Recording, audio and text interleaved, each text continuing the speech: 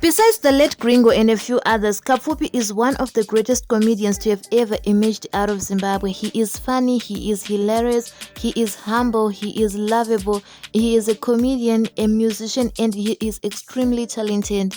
His real name is Freddie Manjalima and he is 43 years as of 2022. His story of success is just another chapter of the Rags to Riches novel, which teaches us not to despise days of humble beginnings. Kapfupi was born of a Malawian father by the name of Joseph Manjalima, who wanted Kapfupi to follow in his footsteps and be a tailor just like him, and his mother was a Zimbabwean. Kapfupi went to Raymondale Primary School and did grade 1 to grade 7 there. For his high school, he enrolled at Domborangwari Secondary School, but unfortunately he had to drop out when he was in Form 2, and he started doing menial jobs like sewing and gardening. Things were tough at home and he had to make ends meet, so suddenly school was no longer as important as survival, and Kapfupi got his first full-time job as a cattle header at Mara, a farm that is in Ruwa, one of the suburbs that is on the outskirts of Harare.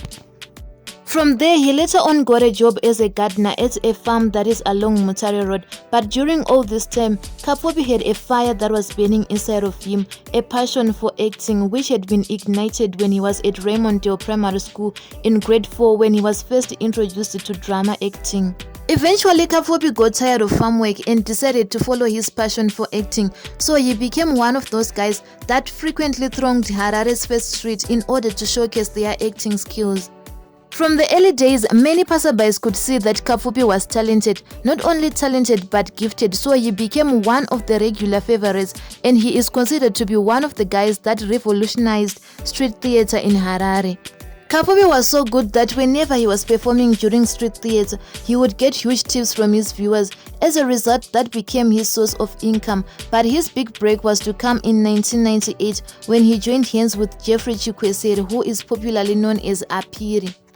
The joint forces of these two gave birth to the True Vision Drama Club, which was to open doors of blessings for Kapfupi as he went on to record his first ever comic drama series titled Magariro, which aired on ZTV and made Kapfupi into a household name. Unfortunately, this formidable venture was short-lived as they separated just a short while after their joined forces. But after their separation, Kapfupi started adding live music to his acting, and this saw the formation of the band called Orchestra Ndozo. Some of his popular dramas include Dindingwerino Nakarecha Kwevarimwe, What Goes Around Comes Back Around, Notorious Kapfupi, just to mention a few.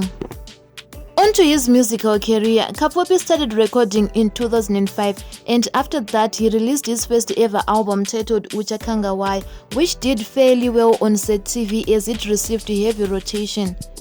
This album established him as a competent Sungura artist and placed him with the likes of Mazibaba Nicholas Zakaria and Alec Macheso, and after this album he went on to release 2 more albums which did better than the first one.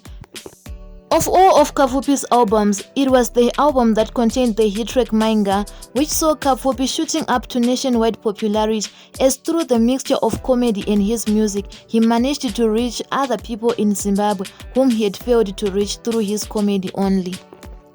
Because this song was exceptionally made and had a good video, it won Kapfupi a National Arts Merit Award, NAMA, in the Song of the Year category.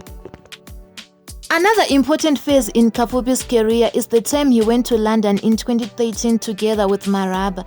In an interview with the Herald newspaper, he reviewed how it was like a dream to him. From cattle header to boarding an aeroplane for the first time in his life, it is something that he had never dreamt of.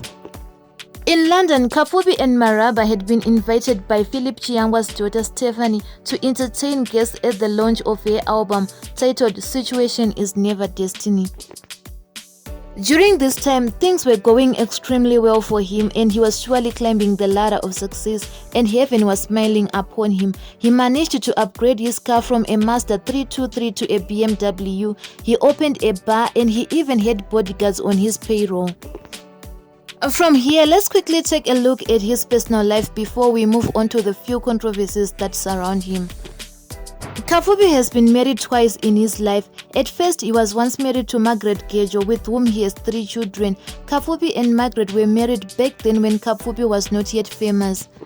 As of now, Kapfupi is married to Precious Cabrito, whom many people popularly refer to as Mainga. Together they have 4 children, 3 girls and 1 boy.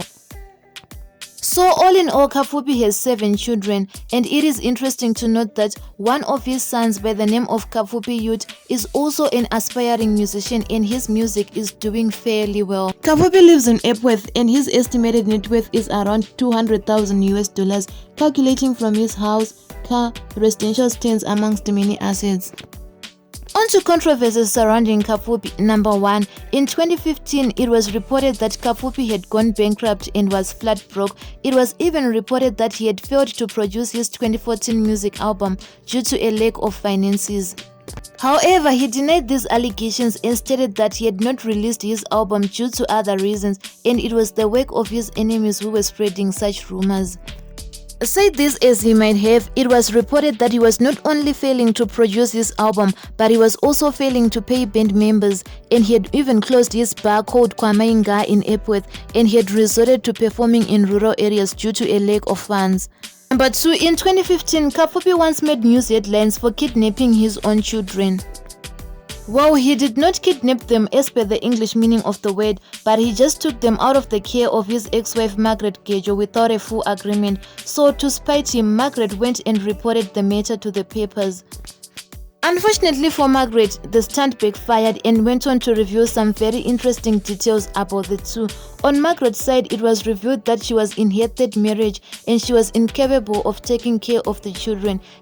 On Kapfupi's side, it was revealed how he had impregnated her when she was still very young, a school-going girl, and it was also reported that he had never paid lobola for her despite having 3 children together. Number 3. In 2016, Kapfupi made it to the front page of many newspapers when his 3rd wife came out to the public and exposed their dirty linen.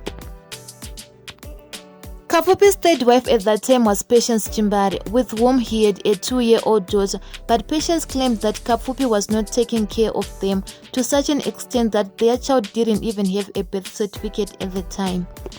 Still on the subject of women, in 2020 it was reported that Kapfupi's wife Mainga had been snatched away by a wealthy man from Harare. However, Kapfupi refuted these allegations and rubbished them away. Number 4. After going separate ways with Marabha, whose real name is Charles Maris, Marabha went on social media and accused Kapfupi of bewitching him. Marabha claimed that he had worked with Kapfupi for so many years and he still didn't have anything to his name because Kapfupi had bewitched him and was using him for his own gains. In response to this, Kapfupi did an interview with H Metro in which he revealed that Marabha was an irresponsible and reckless person who blamed his failures on other people. Number 5. In 2017, Kapfupi had a narrow death experience when the car he was driving was involved in a head-on collision in Epworth. Fortunately, he escaped unharmed, but some of the people he was driving with had to be hospitalized for a number of days. In another death-related incident, in 2020, a video of Kapfupi surfaced on social media in which he was contemplating committing suicide because somebody had stolen his property. In the video, Kapfupi can be seen telling his fans that somebody he was close to had stolen his property, but he couldn't get this person arrested because this person was well connected within the ZRP. So as a last resort, he was contemplating suicide in a bid to regain his property. Lastly, over the years, Kapfupi has dabbled in and out of poverty. There was one time he was reported to be flat broke, there was another time he was reported kuti ave kukorokoza, and another time he went back to his father's business of sewing clothes. With that, we come to the end of the video, but as a closing remark, I have a question for you guys. What do you think causes our local artists to live in poverty and die poor? Is it poor career and funds mismanagement, or vakazi, or is just the hard economic situation in the country? What is your take on this? Please hit the comment section below and tell us what you think. Thank you so much for watching. Don't forget to like, subscribe and comment. See you in the next video. Bye.